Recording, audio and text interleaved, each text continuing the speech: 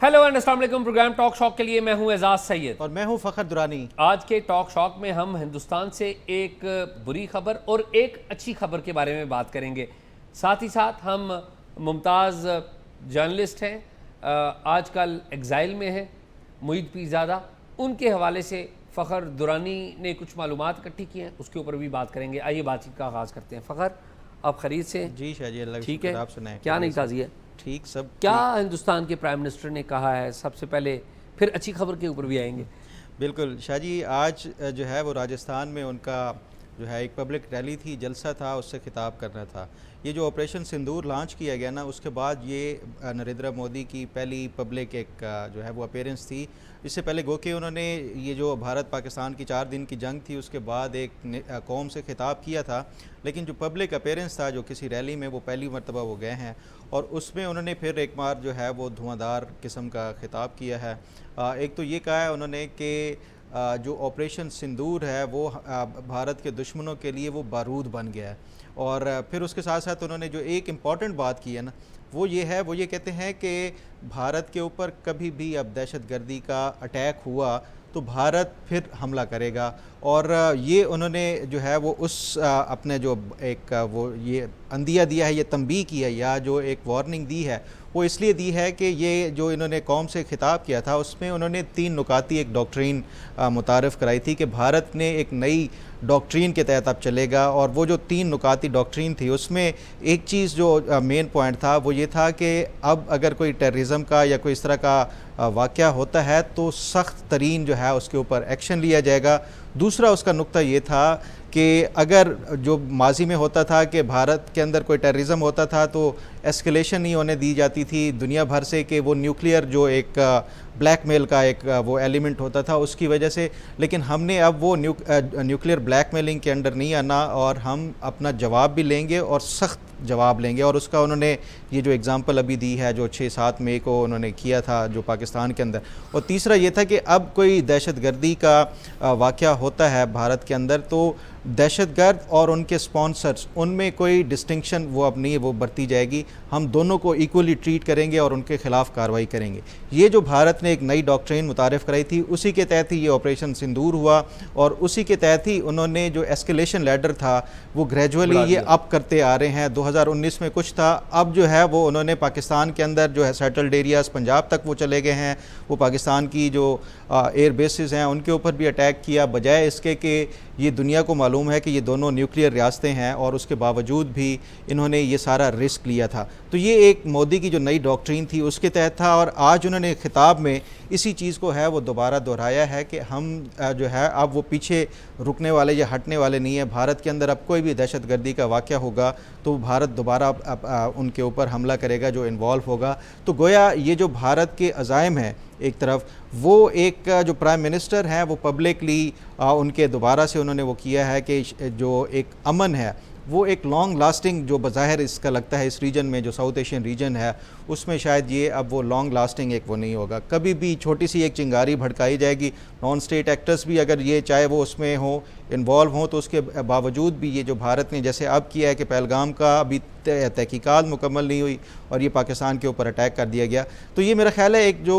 Reason है ये इसको एक वोलेटाइल किस्म का इन्होंने वो बना दिया है। और ये जो मोदी की आज की तकरीर है उससे मैं नहीं समझता कि ये कोई अच्छे जो है वो कोई आगे फ्यूचर के लिए वो कोई नज़र आ रहे हैं।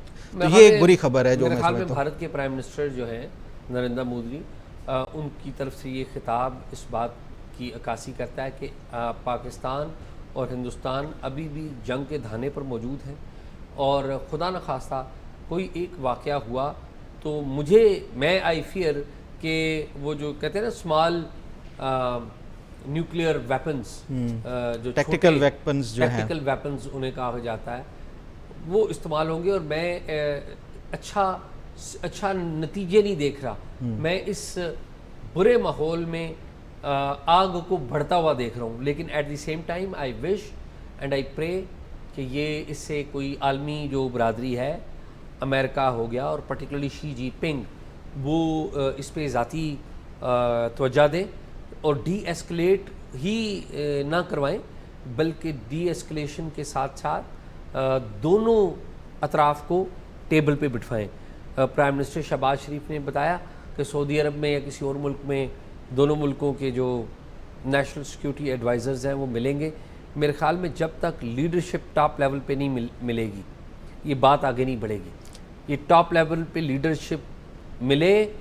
मैं तो ये कहूँगा कि मोदी साहब, नरेंद्र मोदी साहब अपने रॉ चीफ को लें, अपने जो नेशनल सिक्योरिटी एडवाइज़र को लें, प्राइम मिनिस्टर शहबाज शरीफ अपने नेशनल सिक्योरिटी एडवाइज़र और आईएसआई चीफ उनको लें, और अपने आर्मी चीफ को लें। ये 4 बंदे बैठ के, 6 बंदे दोनों मुल्कों में बैठें तो चीज़ों को डी एस्केलेट करें। मेरा नहीं ख्याल कि ये तो मोदी साहब की जो स्पीच है, मुझे इससे कोई अच्छा ज़ाहिर है जो वो सेल्फ एक्सप्लेनेटरी है, ये कोई अच्छी समझ नहीं है। शाह जी, कल मैं इसी हवाले से बात कर रहा था कि देखें जो एक्सट्रीमिज़म है जो बीजेपी के अंदर, वो मैं इसी वजह से ही कह रहा था कि ये जो एक रवैया है, आप कह रहे थे कि 2-4 लोगों में एक्सट्रीमिस्ट माइंडसेट उनका हो सकता है। देखें, अगर 2-4 लोग टॉप की आपकी लीडरशिप ही 2-4 की वो एक्सट्रीमिस्ट वाली हो तो वो नीचे कोई मैटर ही नहीं करता, क्योंकि सारा फैसला साजी वही कर रहे होते हैं, और यही हुआ है। अब देखें, मैं आपको 2 एग्जांपल्स देता हूँ। पाकिस्तान में जो अभी ये जाफ़र एक्सप्रेस का वाक़या हुआ, उसमें पाकिस्तान हमेशा से ये कहता आ रहा है कि रॉ की इन्वॉल्वमेंट है बीएलए के थ्रू बलूचिस्तान को डिस्टेबलाइज़ करने के हवाले से, लेकिन पाकिस्तान ने इस तरह भारत की तरह इर्रिस्पॉन्सिबल जो है वो अपना रवैया नहीं अख्तियार किया। कल जो एक बड़ा अनफॉर्चुनेट इंसिडेंट हुआ है, जो बच्चियों को खुजदार में मारा गया है, पाकिस्तान भी अगर इसी तरह वो चढ़ाई शुरू कर दे कि ये इसमें रॉ इन्वॉल्व है और बग़ैर तहकीकात के, तो ये मेरा ख्याल है मेच्योर जो है एक स्टेट जो होती है, पाकिस्तान ने इस पूरे सिनारियो में एक मेच्योर स्टेट का जो है वो एक किरदार अदा किया है। जबकि उसके अगेंस्ट अगर हम देखें जो भारत की तरफ से, वो शायद वो इसी जोन में थे, मिसकैलकुलेशन थी उनकी कि हम जाएंगे और पाकिस्तान को कंकर करके आ जाएंगे, जिस तरह उनकी मीडिया रिपोर्टिंग थी। ये बड़ा इर्रिस्पॉन्सिबल स्टेटमेंट एक तो प्राइम मिनिस्टर नरेंद्र मोदी का, और उसके साथ साथ जो इनकी तरफ से एक्शन आ रहे हैं। अब इसी के साथ एक और डेवलपमेंट जो हुई है, इनके जो एक्सटर्नल अफेयर मिनिस्टर हैं जयशंकर, वो इस टाइम जो यूरोप के दौरे पे, वो कल नीदरलैंड में भी थे। नीदरलैंड में जो है वो एक उन्होंने इंटरव्यू दिया है वहाँ पे, जो नीदरलैंड के ही किसी एक इदारे को, उस पे उनसे 2 इम्पॉर्टेंट सवाल पूछे गए थे, और उसका मैं समझता हूँ बड़ा वो ज़रूरी है यहाँ पे मेंशन करना। एक तो उनसे पूछा गया कि क्या वाकई भारत और पाकिस्तान के दरमियान जो सीज़ फायर है वो सदर ट्रंप ने करवाई है, क्योंकि कल भी सदर ट्रंप ने एक फिर जो है वो क्रेडिट लेने के हवाले से वो किया है कि दोनों स्टेट्स जो है वो बिल्कुल न्यूक्लियर वॉर के दहाने पे थी, मैंने उनको रुकवाया है, मैंने उनसे ट्रेड की बात की है और आगे भी इनके साथ बातचीत करेंगे। तो सदर ट्रंप ने ही वाकई जो है ये भारत और पाकिस्तान की जंग रुकवाई है, तो उस पर ये कहते हैं बिल्कुल भी नहीं। जयशंकर कहते हैं कि नहीं, ये दोनों मुल्कों का अपना हमारा म्यूचुअल ये डिसीजन था, और उसी के ऊपर ही ये किसी तीसरे मुल्क की इंटरफेरेंस से नहीं हुआ। जबकि हकीकत जो है वो फिर आगे इसको तस्लीम भी करते हैं। वो ये कहते हैं, उनसे फिर सवाल पूछा गया कि ये जो आपके साथ जेडी वेंस ने भी, जो अमेरिकी वाइस प्रेसिडेंट है, उन्होंने रब्ता किया, फिर उसके साथ साथ जो उनके नेशनल सिक्योरिटी एडवाइज़र और स्टेट जो है सेक्रेटरी ऑफ स्टेट है मार्को रूबियो, उन्होंने भी आपसे रब्ता किया था, तो ये क्या उनकी तरफ से था जिसके बाद फौरी तौर के ऊपर भारत भी मान गया, पाकिस्तान भी मान गया। तो उस पर उन्होंने एक आज बड़ी इंपॉर्टेंट जो है वो मैं समझता हूँ बात की है, और ये पाकिस्तान के उस मौक़िफ़ की भी तईद है। वो ये कहते हैं कि 10 मई की सुबह को हमारे जो प्राइम मिनिस्टर हैं नरेंद्र मोदी, उनको जो अमेरिकी वाइस प्रेसिडेंट है जेडी वेंस का टेलीफ़ोन आया, और मुझे जो है वो अमेरिका के जो सेक्रेटरी ऑफ स्टेट हैं मार्को रूबियो, उनका टेलीफ़ोन आया। हमें ये पता था जो सिचुएशन एस्केलेट हो रही है, तो उसके बाद ऑब्वियसली दुनिया भर के जो ममालिक हैं वो इन्वॉल्व होंगे और ये इसको एस्केलेशन से कम करेंगे। तो हम ये एक्सपेक्ट कर रहे थे। इवन गल्फ़ की जो है मुख्तलिफ जो कंट्रीज़ हैं वो भी हमारे साथ राब्ते में और कंटिन्यूसली हमसे रब्ता कर रहे थे।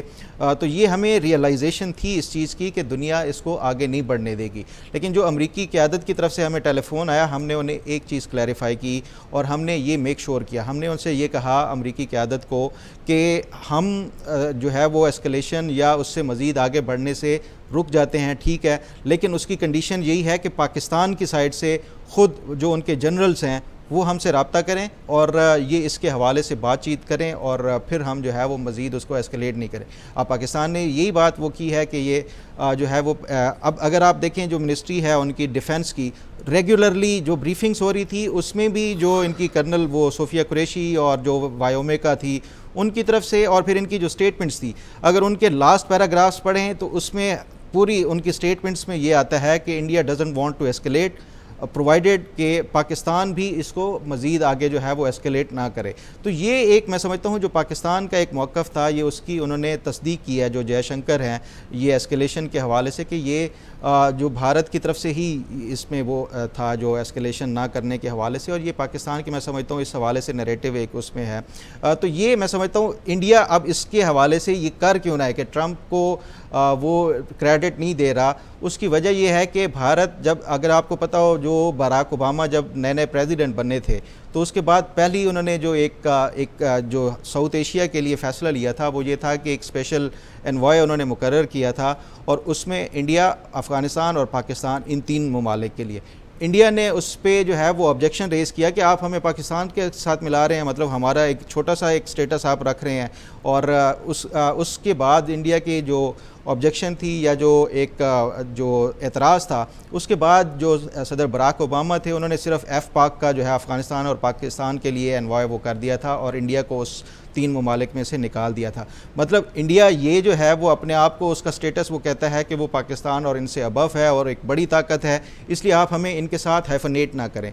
अब क्या हुआ है, सदर ट्रंप ने इनको हाइफनेट कर दिया है जो पाकिस्तान और जो हिंदुस्तान को, तो उसकी बुनियाद के ऊपर अब मोदी के ऊपर क्रिटिसिज्म है। आप कांग्रेस के जो है वो बयानात सुने, आप उनके जो राहुल गांधी की तरफ से जो जिस तरह से क्रिटिसाइज़ किया जा रहा है, 2-3 बातें उन्होंने बड़ी अहम की हैं। एक तो ये कि वो कहते हैं हमारा एक ही स्ट्रेटेजिक गोल था चाइना और पाकिस्तान को अलहदा करना, वो भी इन्होंने, मोदी गवर्नमेंट ने उसको वो है वो तबाह कर दिया, हमारे उस गोल को, और चाइना और पाकिस्तान को दोबारा मिला दिया। दूसरा हमारा गोल था कि अमेरिका की उसमें जो फ़ॉरेन जो पॉलिसी है उसमें पाकिस्तान और जो हिंदुस्तान है वो इक्वल नहीं हो सकते। मोदी गवर्नमेंट ने ये भी अब इक्वल करा दिया है। और तीसरा मसला जो है, इन्होंने कश्मीर का मसला भी इंटरनेशनलाइज करा दिया है। तो ये हर फ्रंट के ऊपर जो मोदी की गवर्नमेंट को एक ये इसके हवाले से हजीमत उठानी पड़ी है। मैं समझता हूँ ये उसकी वजह से ये उनका दबाव है, जिसकी वजह से ये धमकियाँ भी दे रहे हैं। और ये दूसरा ये कि ये हिंदुस्तान जो सीज़ फायर के लिए सदर ट्रंप ने वो नहीं किया। तो ये मेरा ख्याल है कि इसकी वजह से ये जो मोदी के ऊपर जिस तरह से बढ़ रहा है प्रेशर फिर से, तो ये फिर कोई इस तरह का कोई एडवेंचर ना कर। Let's hope for the best, अल्लाह करे कि ऐसा ना और बेहतरी हो। मुझे बताएं कि मुईद पीरज़ादा हमारे जर्नलिस्ट हैं, उनके बारे में काफ़ी दिनों से आप मुझे बता रहे थे कि आप चीज़ें इकट्ठी कर रहे हैं, इकट्ठी कर ली हुई हैं आपने, तो कुछ चीज़ें मेरे ख्याल में आज बता दें कि क्या कहानी है, क्या मुईद पीरज़ादा साहब।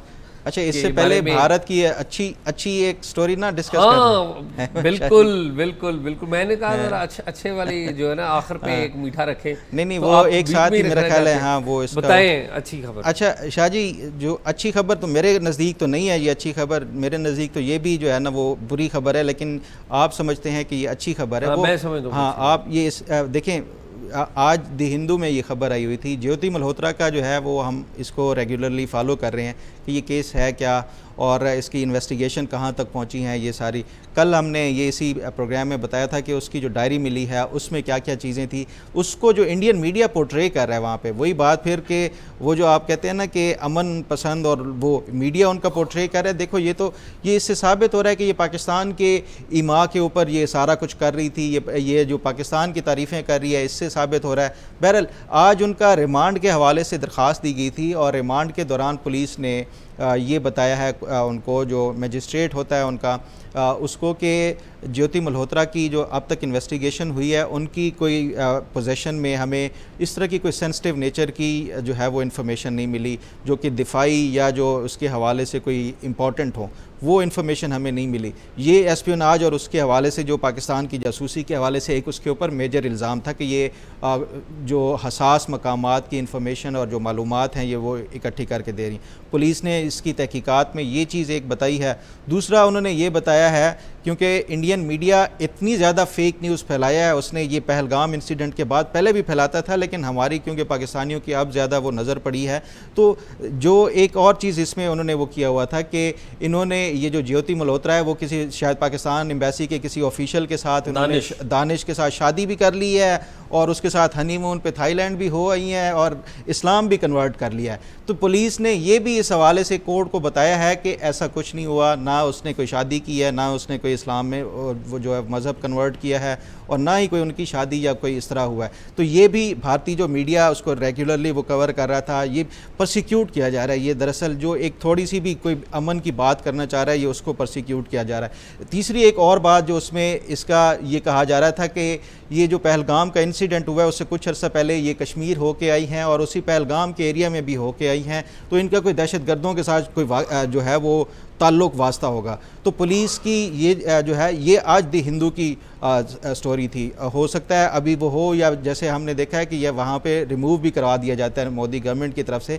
बहरहाल ये भी जो है उसमें वो तीसरी जो बात उसमें लिखी हुई है कि इनका कोई टेररिज्म के साथ कोई डायरेक्ट कॉन्टैक्ट या लिंक भी इस्टेब्लिश नहीं हुआ। तो ये एक असल हकीकत है जो शुरू दिन से मैं भी कह रहा था कि एक वीलॉगर, एक आम सा यूट्यूबर जो है उसके पास कौन सी हसास मालूमात हो सकती हैं, या मैक्सिमम यही था कि उसको एक यहाँ पे पाकिस्तान में प्यार मोहब्बत थोड़ा सा ज़्यादा मिल गया तो वो उसने उसी का जो है वो रेसिप्रोकेट किया और वो पाकिस्तान की एक बेहतर इमेज के तौर के ऊपर पेश किया, और ये मेरा ख्याल है ये उस पर वो कर रहे हैं। मेरे ख्याल में एक बात मैं कहूँगा, जो हम कंसिस्टेंटली कहते आए हैं कि सैनिटी प्रिवेल करनी चाहिए, तो मैं इसे अच्छी खबर इसलिए सवर करता हूँ कि हिंदुस्तान की पुलिस को इस बात का क्रेडिट जाता है कि उन्होंने सच बोला, वरना फज की जा सकती थी मालूमात, टैंपर की जा सकती थी मालूमात। वो कह देते हैं अदालत में कि नहीं नहीं ये तो बड़ा सस्पिशन है।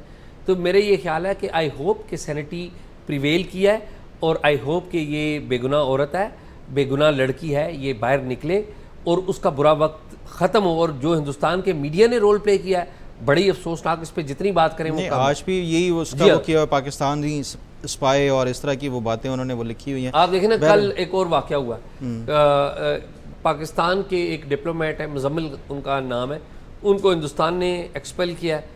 जवाब में टिट फॉर टैट होता है हम दोनों मुल्कों के दरमियान, हम निकालें तो वो निकालते हैं, वो निकालें तो हम निकालते हैं। तो प्रभु नाम के एक असिस्टेंट सिक्योरिटी है हिंदुस्तान की पाकिस्तान के हाई कमीशन में, उनको निकाल दिया गया है। अच्छा। फिर रात को पाकिस्तान में जो हिंदुस्तान की हेड ऑफ मिशन है उनको बुला के डिमार्श करना, एहतजाजी मुरासला देना या एहतजाज करना, उनको तो नहीं बुलाया गया, लेकिन हिंदुस्तान के जो ऑफिशियल हैं, एम्बेसी के एक ऑफिशियल को बुला के एक डिमार्श किया गया। तो ये अफसोसनाक बातें, इस पे खैर बड़ी हम बात कर चुके हैं, छोड़िए आगे बढ़ते हैं। अच्छी बात हमने ज्योति मल्होत्रा के बारे में की है, खुदा उसको आसान करे, मुश्किलें आसान करे। मोहित पीरज़ादा के बारे में आप बात कर रहे थे, ज़रा जल्दी से बताएं ना कि क्या निकाला आपने मोहित पीरज़ादा साहब के बारे में। शाह जी, ये इस हवाले से मैं काफ़ी अरसे से काम कर रहा था और बल्कि ये जो रमज़ान शरीफ से पहले भी ये काम कर रहा था, फिर ईद आ गई तो फिर उसके बाद ये मामलात चल पड़े तो नहीं हो सका था। बहरहाल अब जो है ये, क्योंकि जंग के बाद मैंने कहा कि कुछ बाज़ों का ये भी होता है ना कि रिपोर्टर के पास कोई ख़बर ना हो तो जो पहले से काम किया होता है वो उसको जो है वो फ़ाइनल कर लेता है। तो हुआ ये है कि मोहित पीरज़ादा साहब गए अक्टूबर 2022 में पाकिस्तान से यहाँ से गए थे और उन्होंने ये रीज़न बताई थी कि उनकी जान को ख़तरा है यहाँ पे पाकिस्तान में। तो उस बुनियाद के ऊपर वो यहाँ से यूके चले गए अक्टूबर में 2022 में। अक्टूबर में ये जाते हैं तो उसके बाद नवंबर यूके में ही गुजारते हैं और दिसंबर में ये चले जाते हैं वहाँ यूएसए में, और यूएसए में जाके ये वहाँ पे मुस्तकिल सुकूनत अख्तियार कर लेते हैं।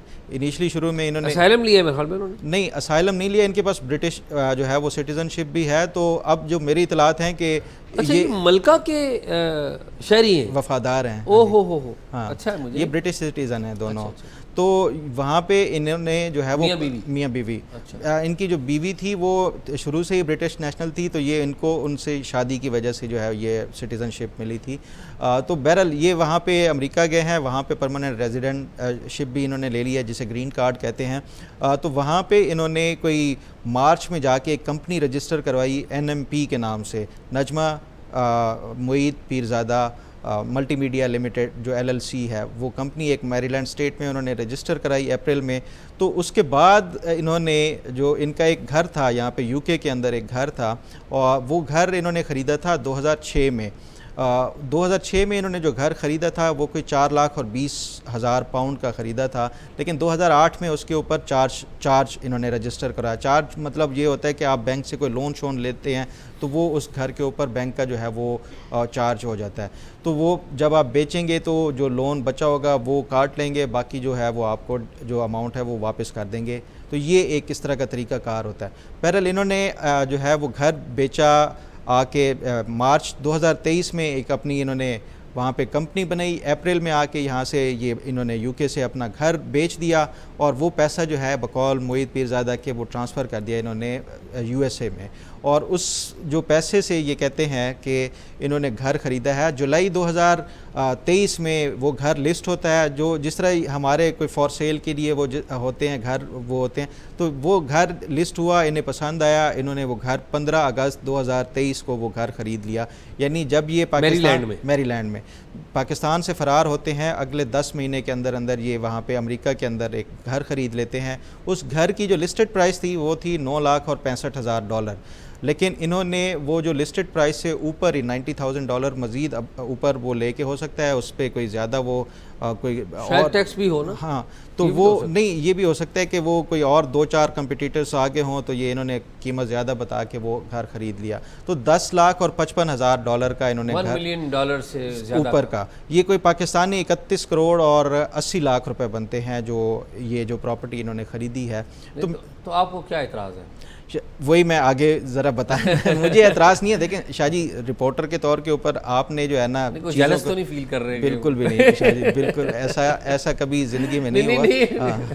तो बहरहाल शाहजी, ये 32 करोड़ रुपए का घर लेते हैं और उसके बाद जो है ये मैंने कुछ जो इनके हवाले से क्वेश्चनियर भेजा था इनको 3-4 दिन पहले, उस पर इन्होंने वो सारा मुझे वो किया हुआ है कि पता नहीं ये ISI के टाउट्स हैं और जनरल्स मुझे टारगेट कर रहे हैं, ये एक अंडर प्रेशर कोई खबर कर रहे हैं। ये उन्होंने ट्वीट किया हुआ अच्छा। है। हाँ, मैंने इनको असल में सवालनामा भेजा था। अब एक प्रोफेशनल सहाफ़ी के तौर के ऊपर राइट है कि और आपका भी रिस्पॉन्सिबिलिटी है, गो कि ये अब सहाफ़त में बड़ा कम रह गया है कि आप बस जो मुंह में आता है वो बोल देते हैं, किसी से मौक़िफ़ तक नहीं लेते। तो मैंने इनको जो सवालनामा भेजा, इन्होंने मुझे जवाब देने की बजाय वो जो जवाब था ना अपना, वो ट्वीट कर दिया। जवाब क्या था, जो मैंने इनको ट्रांजैक्शंस इनकी जो US के अंदर और ये सारा चीज़ें मैंने इनको लिख के भेजी थी, उसके जवाब में इन्होंने मुझे ये दिया कि ये ISI के टाउट्स हैं और जनरल्स मुझे टारगेट कर रहे हैं और ये जो इदारा है ये उनके साथ मिला हुआ है। तो असल हकीकत कुछ नहीं है। एंड पे एक चीज़ उन्होंने ये बताई कि ये जो घर था मैंने, ये UK का हमारा जो फैमिली होम था, हमने वो बेच के वो फ़ंड्स ट्रांसफ़र किए हैं और उससे ख़रीदा है। अब मैंने इस पर जो है ये वो किया कि ये सोर्स ऑफ फंडिंग इनका, यानी अमेरिका में जो घर ख़रीदना है वो उसका सोर्स ऑफ फंडिंग है बरतानिया का घर, कि वो बेच के हमने अमेरिका में ख़रीदा है। अब बतौर एक सहाफ़ी के ये भी मेरे लिए जानना ज़रूरी है कि वो जो एक्चुअल अब सोर्स ऑफ फंडिंग है वो बरतानिया का घर, क्या वो इनकी डिक्लेयर्ड था पाकिस्तान में या नहीं था, क्योंकि ये रेगुलरली टैक्स पेयर हैं पाकिस्तान के। 2022 तक जब ये पाकिस्तान के अंदर रहे हैं तो ये पाकिस्तान में हर साल जो टैक्स के गोशवारे हैं भरते रहे हैं। तो बतौर एक सहाफ़ी के मेरा वेरीफाई करना ये एक बनता है कि ये चेक कर सकूं कि क्या ये इनकी लीगल एक प्रॉपर्टी है, क्या ये इन्होंने डिक्लेयर्ड की हुई है या नहीं की हुई। तो वो मैंने यहाँ से फिर इनका चेक किया, इनके रिकॉर्ड से जो मेरे पास डॉक्यूमेंट्स आए कि वहाँ से ये पता चला कि 2006 में इन्होंने घर ख़रीदा, 2023 तक यानी 17 साल इनके पास रहा घर। 1 साल भी इन्होंने कभी डिक्लेयर नहीं किया ये घर, इसको छुपाए रखा। अब होता ये है कि ये जो कंसील आप करते हैं, ये इस तरह की जो प्रॉपर्टीज़ होती हैं, या तो वो फिर ब्लैक मनी होती है या फिर आप उसको जस्टिफाई नहीं कर सकते, जो आपके जो सोर्स ऑफ इनकम है उसको अपने मीन्स आप ये कह रहे हैं कि जो उनके टैक्स गोशवारे हैं उनमें ज़ाहिर नहीं किया उन्होंने? बिल्कुल ज़ाहिर नहीं किया, छुपाया हुआ है। और ये 17 साल तक, किसी 1 साल नहीं, 17 साल तक इन्होंने ये इस प्रॉपर्टी को छुपाया हुआ था और ना इन्होंने और ना ही इनकी वाइफ ने ये प्रॉपर्टी जो है वो डिक्लेयर की हुई थी। तो ये जो एक एक्चुअल वहाँ पे अमेरिका में घर ख़रीद रहे हैं, वो एक ऐसी प्रॉपर्टी के ज़रिए ख़रीद रहे हैं जो कि इन्होंने यहाँ से पाकिस्तान से छुपाई हुई थी। अभी तक उसका जवाब इन्होंने अब भी नहीं दिया कि जो UK का घर इन्होंने ख़रीदा था वो कहाँ से पैसे लाए थे और ये पैसा कहाँ से आया था। ये सारी मैंने इनको फिर दोबारा भी एक फ़ॉलो अप क्वेश्चनियर भेजा, उसका जवाब उन्होंने नहीं दिया। आज ट्विटर के ऊपर जो मैंने सुना है कि वो फिर से वो यही कि मुझे टारगेट किया जा रहा है, मुझे परसिक्यूट किया जा रहा है। एक सहाफ़ी हमारा ये काम है, हम सियासतदानों से पूछते हैं, ब्यूरोक्रेट से, हर एक से जो है सवाल पूछते हैं। अगर कोई हमसे पूछता है कि आपकी ये जो जायदादें हैं ये कहाँ से बनी है, इसका सोर्स ऑफ इनकम क्या है, तो मेरा ख्याल है ये हमें अपने भी गिरबान में झांकना चाहिए, और यही हमने किया है। इसके अलावा जो ये एक चीज़ इन्होंने एक और जो पॉइंट आउट की, वो ये कहते हैं कि ये जो सारी चीज़ें हैं ये कोई ISI ने जो है वो कलेक्ट करके इनको दी होंगी। ये सारी चीज़ें जो है ना शाह जी, ये पब्लिक रिकॉर्ड का हिस्सा होते हैं। आप जो फाइनेंशियल अगर ये इन्वेस्टिगेशन करते हैं ना, तो आपको ये सारे जो सोर्सेज हैं जहाँ से ये इन्फॉर्मेशन ओपन सोर्स है, ये सारी चीज़ें कंपनीज के हवाले से, आप अमेरिका की, ये पाकिस्तान की तरह नहीं है कि आपको तो चीज़ें ना, वहाँ पे वो सारी चीज़ें आपको रेडीमेड अवेलेबल मिल जाती हैं। तो ये ऐसा नहीं है, ये जो एक इन्होंने परसेप्शन बनाया हुआ है कि ये पता नहीं कोई ISI फीड करती होगी या कोई फ़लाँ एजेंसी करती होगी, ऐसा बिल्कुल भी नहीं होता जो इस तरह के कामों में। तो ये एक वो इनके हवाले से जो UK की है। बाकी नेक्स्ट जो है मैं इनकी जो पाकिस्तान की प्रॉपर्टीज़ के हवाले से भी सारी वो की हुई हैं। नेक्स्ट जो है वो इनकी पाकिस्तानी प्रॉपर्टीज़, और वो प्रॉपर्टीज़ सुन के जो है वो, ये तो जो है इनके सामने जो अमेरिका वाली है वो पीनट आपको लगेगी। पिक्चर अभी बाकी, पिक्चर अभी बहुत ज़्यादा बाकी है। तो नाज़रीन, प्रोग्राम आपने देखा, उम्मीद है आपको पसंद आया होगा। प्रोग्राम के बारे में अपनी राय ज़रूर दीजिएगा, और प्रोग्राम की राय आपकी हम पढ़ते भी हैं, उस पर अमल दरामद भी करते हैं। बाज़ ऐसी इन्फॉर्मेशन होती है या बैकग्राउंडर्स होता है जिसके ऊपर मैं स्टिक करता हूँ और फ़ख्र स्टिक करता है। इसका मतलब ये नहीं कि हम आपकी राय को नज़रअंदाज करते हैं, ऐसा नहीं है बिल्कुल। हमारे पास बैकग्राउंड्स हैं, उसकी वजह से बाज़ बातें हम उनके ऊपर स्टैंड करते हैं, क्योंकि हमारा ये शोबा है, हमारी ये प्रोफेशन है। अलबत्ता हमें इस बात पे भी कोई आर नहीं है कि अगर हम कोई गलत साबित हों तो हम उसे बखुशी कबूल करते आए, और अगर कोई गलती होगी तो उसे कबूल करेंगे भी। तो आपसे यही गुजारिश है कि हमें आपके पास जो मालूमात हैं वो ज़रूर भेजें, हम उनके ऊपर भी बात करेंगे। मुझे और फ़ख्र को इजाज़त दीजिए। अल्लाह हाफ़िज़।